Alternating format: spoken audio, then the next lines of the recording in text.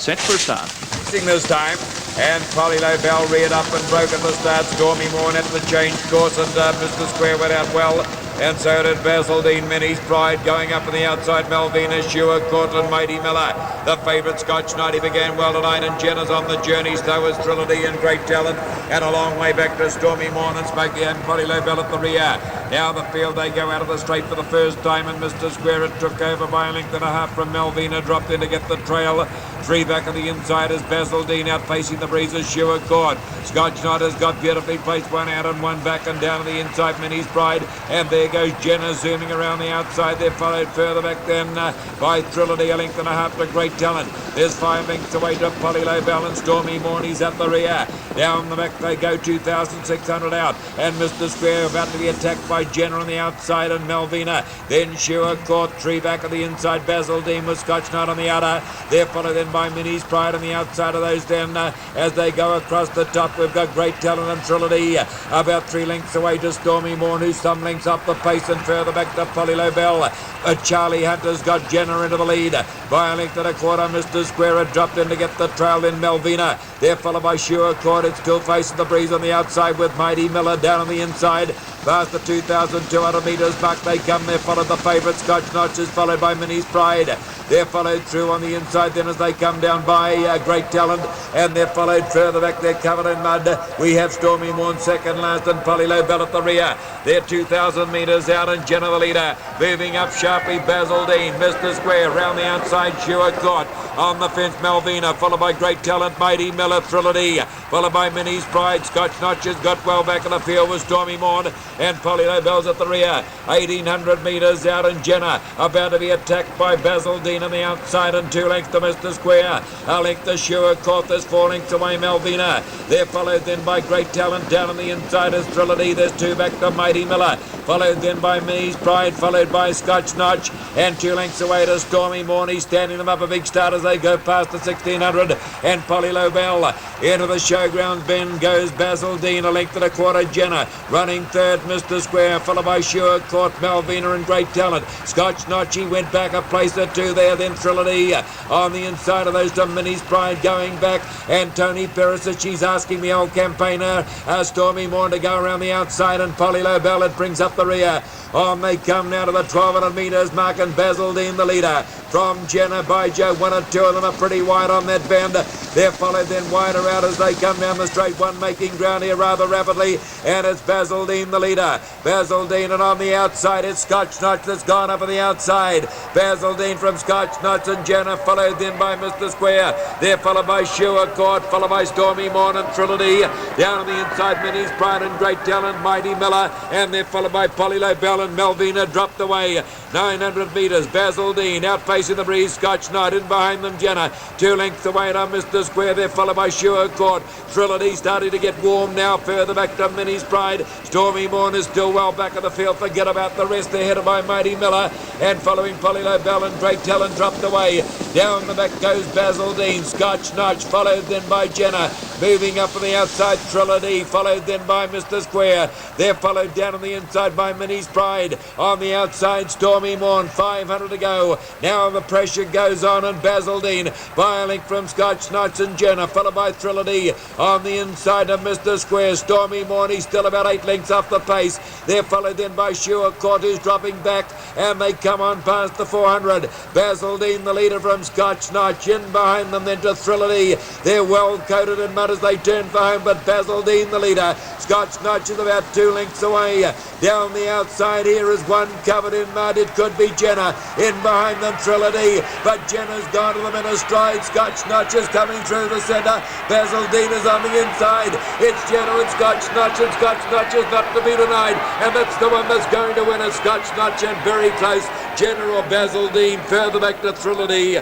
They were followed in by Minnie's Pride. Then came Stormy Morn, followed by Mighty Miller, Shewer Court. On the inside of those to Mr. Square. Further back to Polly Lobel, Great Talent, and Malvina brought up the rear. Well, there is one of the most amazing and gutsiest performance you'll ever see from a trotting mare anywhere. Graham Lang and his marvellous mare Scotch Notch, and what a tough run they had through the mud and slush here at Alexandra Park. Looked beaten at the turn, too strong. but came home like a bullet to just bulldog away to the line and win for Australia once again. Now let's have a look and see how she did it. They turned for home, and Basil Dean, who'd done most of the work in front, was still there doing well. Scotch Notch, covered in mud, is second and about 2 carts wider than Basil Dean. Coming down the outside is Jenna, a noted runner in the mud, and behind them Thriller D, and she is flat. They get down towards the 150 metre mark, and Basil Dean still looks to be doing it pretty well on the inside. Kerry O'Reilly hasn't done too much there. Scotch Notch, Graham Lang gets cracking with the stick now, and you can see this Grandmere responding. Jenna running on very well on the outside as well. At this stage, Scotch Notch goes to the front, puts half a length on the other two. Jenna running on strongly on the outside. Basil Dean's had enough on the inside, but he'll hold on and run third all right, and in fact just comes again towards the line and might just pip Jenna on the post. But let's look at the winner. Number 10, Scotch Notch. Home she goes. Wins by the best part of a length and a half to 2 lengths. This second placing is very close indeed. It's either Jenna on the outside, number 11, or Basil Dean on the inside, number 2, and Judge Stan Archer is certain to call a photo for that one. And there's Scotch Notch. What an absolutely marvellous mare. There's nothing of her. She's a very lightly framed mare. She just broke at the start on Saturday night, and Graham Lang said that's all that beat her. Well, she was safe enough tonight, but she was slow away. He took her up on the outside with all of a mile and a bit to go, and she stuck to her guns in the gamest possible fashion, and we've seen a trotter of world class in Scotch Notch racing here tonight. That is for absolute sure. And Graham Lang will be a very happy man indeed, and you can see the state of that track as she comes back to the winner's circle. Number 10, Scotch Notch. Well, as Graham Lang had said to us in Australia, that coming to New Zealand you're up against the best trotters around, and he knew the task was going to be great, but he said that this mare is extra good. They talked about her as being the best in Australia, the best ever in Australia, and that's a fairly bold statement to make, but I think that was a real courageous effort on her part to come back from the position that she was and to win that race so well. So good luck to you, Graham Lang, and a great performance from Scotch Notch.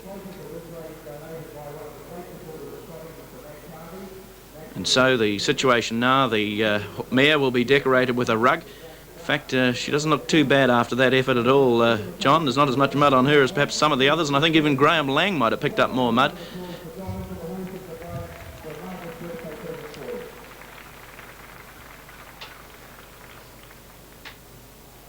I'm sure a happy driver will be Barry Holland. Will be Graham Lang talking with Barry Holland. A very happy driver indeed. I'll bet you are, Graham Lang. Oh yes, the weather's good, only it's in the wrong place and the timing was bad, that's all. Is that what it is? Well, you didn't have it all your own way out there, did you? Facing the breeze and for a while, and then it looked on the turn as though you were you'd had it then. She's a very good racehorse. She only goes as hard as you make her. Yeah, right. Shall we have a look at that on the monitor, Graham, and maybe you can tell us just how you ran down the final straight there. If we're going over here and have a look at it, because at this particular stage you looked beaten there. Now tell us what you were thinking there.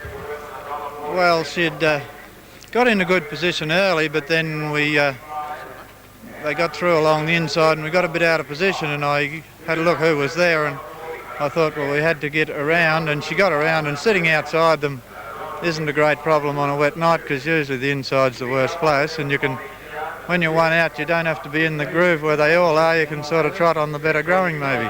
You don't feel, Graham, that you had to work the horse a little too hard in the final stages? She only goes as hard as you ask her. That's why we went easily around the corner and probably give the others a bit of confidence, and halfway up the straight she was travelling within herself without being flat out, and I just waited till the last 20 or 30 yards to get a bit, because she had to be a bit tired. She'd done a good run. So you don't think you've pushed her too hard for the final? It's his birthday today. Fiona's birthday. No, I think she can handle the situation. Right, I believe it's your birthday today too. No, the owner's birthday today, right? The owner's birthday today. Gee, that's a great birthday present, isn't it? I was hoping to have mine on Saturday. Right. All right, Graham Lang, all the best and congratulations. Good going there. Thank you. Right.